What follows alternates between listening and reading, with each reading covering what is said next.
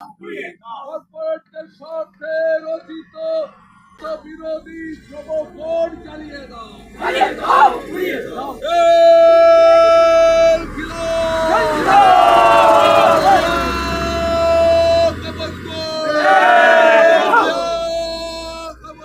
শ্রম কোড বাতিলের দাবিতে আজ বাঁকুড়া জুড়ে দেখা গেল প্রবল বিক্ষোভের চিত্র।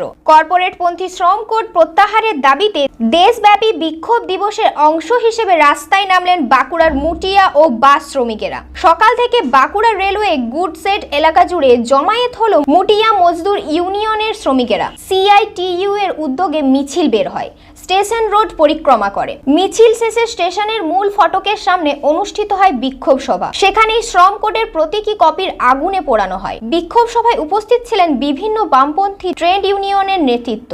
সভাপতিত্ব করেন জেলা সম্পাদক তপন দাস। বক্তব্য রাখেন ভাস্কর সিং, সুনীল পাত্র, বাবলু ব্যানার্জি ও প্রদীপ মুখার্জি। নেতাদের বক্তব্য, শ্রমিকদের অধিকার হরণ করা যাবে না, শ্রম কোড বাতিল করতেই হবে। একই দাবিকে সামনে রেখে বিক্ষোভে সামিল হন বাঁকুড়ার বাস শ্রমিকেরা। গোবিন্দনগর বাসস্ট্যান্ড থেকে সিআইটিইউ এর ডাকে বিক্ষোভ মিছিল ও পথসভা অনুষ্ঠিত হয়। সেখানে পোড়ানো হয় শ্রম কোডের কপিও।